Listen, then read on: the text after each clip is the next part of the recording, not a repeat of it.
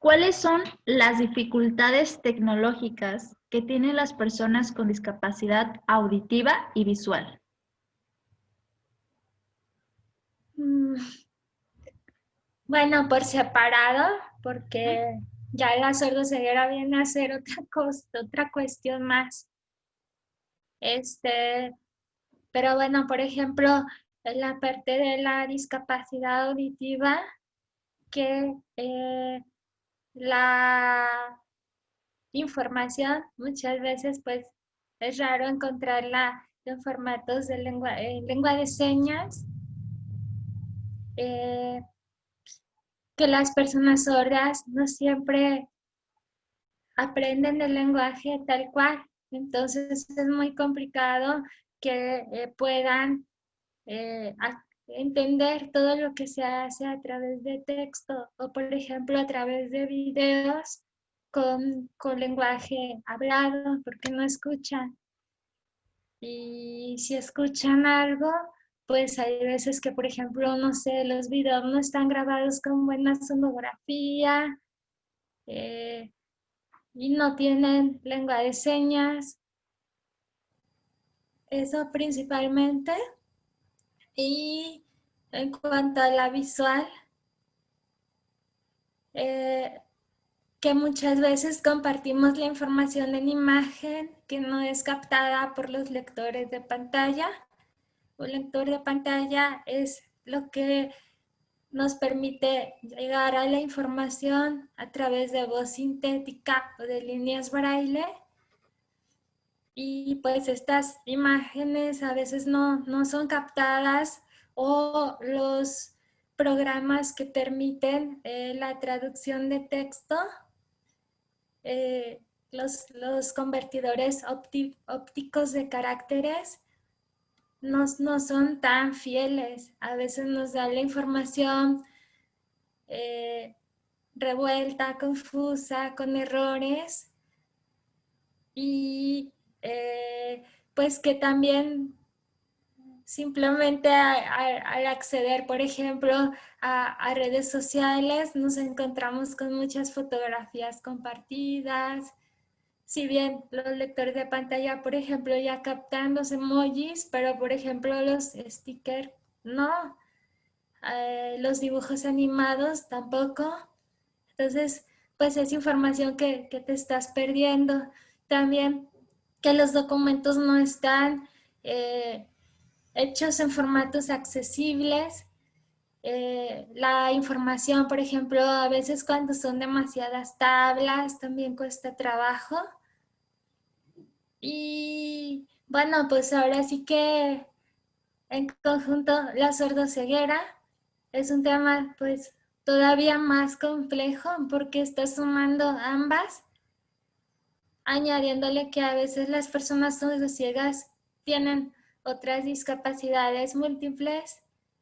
Entonces, pues aquí, por ejemplo, se vuelve mucho más complejo, porque una persona con sordoceguera total solo puede acceder a la información con una línea braille, las cuales son muy costosas.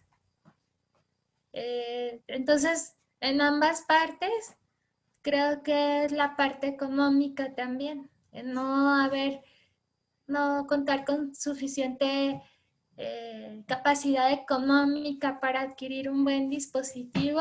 A veces lo que uno ya tiene es un celular, pero un celular sencillo que no te da acceso a mucha información, por ejemplo, en una pantalla táctil, una persona con discapacidad visual escribe, pero escribe despacio.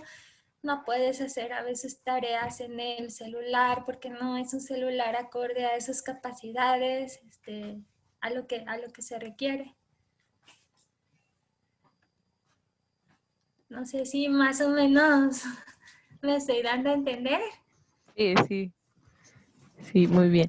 Y una pregunta, por ejemplo, con esto de la pandemia se ha visto mucho que la mayoría hemos tenido que utilizar ciertas aplicaciones, como en este caso Zoom, ¿Y cómo han sido, no sé si tú tuviste alguna capacitación o las reuniones que has tenido de manera virtual, cómo han sido y qué tanto te costó como adaptarte a estos medios? A mí no me fue muy difícil en lo personal porque esa es una gran ventaja cuando las personas con discapacidad tenemos al alcance la tecnología, le sacamos mucho jugo, mucho provecho. De hecho, me tocó escuchar una conferencia donde un experto decía que las personas con discapacidad les hemos ganado a quienes no la tienen en esa cuestión.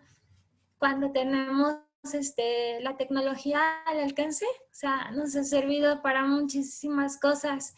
Entonces, en ese sentido, a mí la verdad, desde mi experiencia, no me costó trabajo porque yo ya había hecho una licenciatura totalmente en línea, entonces sabía lo que era la educación en línea.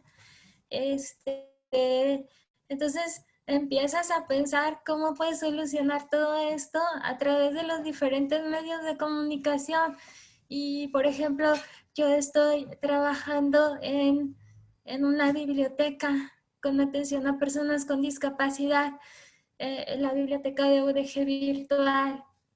Y ahí, si por ejemplo los usuarios no pueden porque todavía no saben computación o no tienen una computadora, ¿no? Entonces lo solucionamos, modo de voz desactivado. Perdón. Nos lo solucionamos, por ejemplo, a través de llamada telefónica o a través de WhatsApp. A lo mejor el Zoom es un poquito más pesado, no para todos los celulares o no todo el mundo lo sabe utilizar. Tengo una usuaria que no hemos podido descargar el Zoom en su celular porque perdió la contraseña de su equipo, no sabe cuál es la contraseña, entonces eso no nos ha permitido que se pueda instalar una aplicación en su celular, pero tiene WhatsApp y por el WhatsApp nos podemos comunicar y por llamada telefónica. Entonces, sí es complicado porque no todos tienen estas herramientas, pero hasta cierto punto también sí se ha visto que las familias se han empeñado más en apoyar, se ha visto más el trabajo colaborativo desde mi punto de vista. Y por ejemplo, ahorita que mencionas sobre que las familias se han enfocado en apoyar, ¿sabes de algún programa de apoyo por parte del gobierno que, por ejemplo, les otorgue a ustedes como equipos de tecnología, ya sea tablets o algo así, para que ustedes les sea fácil el acceso de la educación o no?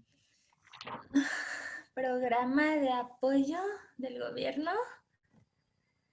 Sí, Neidy, un programa de apoyo que les sirva para los estudiantes con discapacidad a seguir estudiando, o que les den equipos.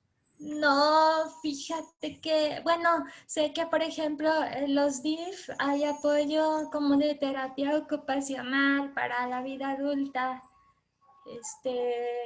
En algunos DIF, como en creo que es el de Tlaquepaque,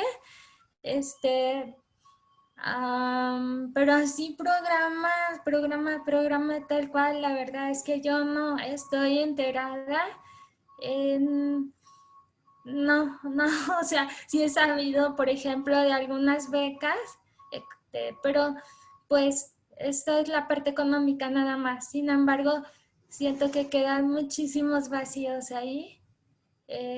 No sé en cuanto a la parte pues de adquirir, por ejemplo, dispositivos electrónicos, no te sabría decir tampoco en cuanto a dar seguimiento a estudios, o sea, nada más te dan el dinero y ya, o sea, no, en ese sentido no. Y Neidy, mencionabas que tú hiciste una licenciatura en línea y me gustaría que nos comentaras qué tan bueno es el sistema de educación para personas con discapacidad, con base a tu experiencia de lo que viviste pues en todos tus años de estudio. Pues mira, a veces depende mucho de la persona con la que te encuentres. O sea, yo no estudié. Se supone que llega el momento en que una persona con discapacidad ya debe de estar preparada para incluirse a una escuela común. Yo no,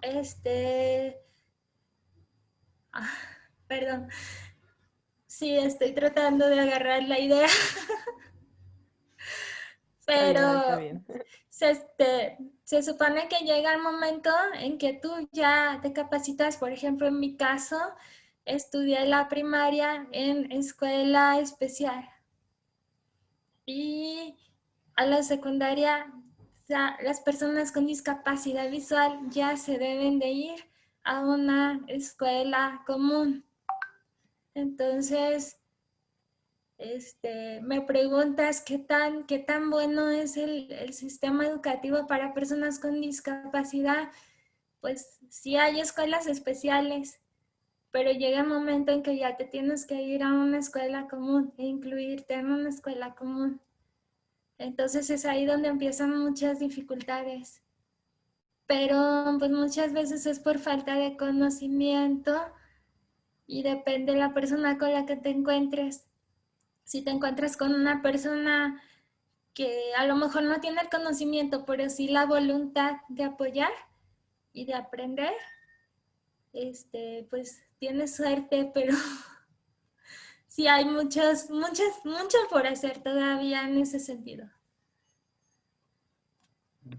Maggie, entonces, ¿cuáles serán los 5 puntos que tú resaltarías que le hace falta para mejorar el sistema de la educación inclusiva?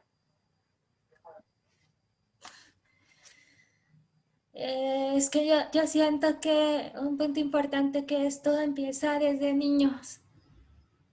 Desde que eres un niño y no hasta que eres un adolescente que tienes que irte a una escuela común. Entonces, se está trabajando la educación inclusiva para niños, pero bueno, todavía nos falta bastante en ese sentido. Entonces, si los niños que no tienen discapacidad desde pequeños se acostumbraran a, a ver en su grupo a un niño con discapacidad, desde ahí empieza la parte de la inclusión. Y también siento que falta capacitación a los maestros que, bueno, eh, no han encontrado el interés, por ejemplo, de aprender braille, de aprender lengua de señas o de aprender la gama de métodos alternativos de comunicación que existen, porque no han visto la necesidad. Y cuando ya tienen en su grupo a una persona con discapacidad, pues ya no saben qué hacer porque no tienen la capacitación que requiere. Y bueno, también, sí, creo que sí, la capacitación, pues el hacer acto de presencia, pues ahora sí que fuera algo más recurrente, que se estuvieran actualizando los profesores y que o sea, las escuelas de educación especial ayudan mucho, pero yo diría que bien pueden ser como un apoyo. O sea, a lo mejor en una escuela común no hay clases de computación o no me pueden enseñar computación porque yo aprendo diferente a los otros chicos porque yo lo hago con un lector de pantalla o con una línea braille, y eso lo puedo cubrir en una escuela de educación especial como complemento.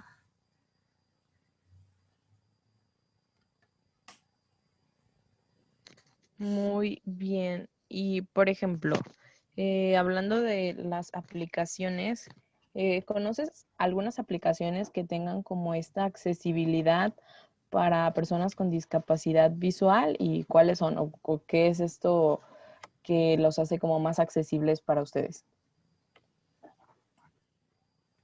Sí, sí, hay muchas aplicaciones, Por ejemplo, ya hay aplicaciones que te traducen algo en lengua de señas, pero yo sigo, y también hay aplicaciones que te permiten, por ejemplo, hacer la descripción de una imagen, pero yo sigo diciendo pues que no son exactas como las de los seres humanos, ¿verdad?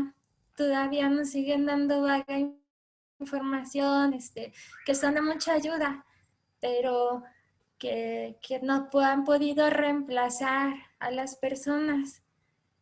Por ejemplo, hay aplicaciones en las que tú pones un libro impreso y ese libro impreso se traduce a formato digital y después lo puedes leer o imprimir en braille. Pero antes de ofrecerlo a una persona con discapacidad, alguien debe de revisarlo para eliminar todos esos errores que pueda llegar a tener. Y bueno, en cuanto a las aplicaciones, sí es muy interesante que pues cada vez más se hagan aplicaciones accesibles desde un inicio. Por ejemplo, hay cosas tan sencillas que no precisamente tienen por qué ser caras ni tienen por qué ser bonitas. Hay cosas sencillas como por ejemplo el etiquetado de botones. Muchas veces los botones no vienen etiquetados y pues las personas que los ven saben de qué es porque con unas letras animadas o con un dibujito o algo te va indicando. Más sin embargo, no hay un texto que capte el lector de pantalla.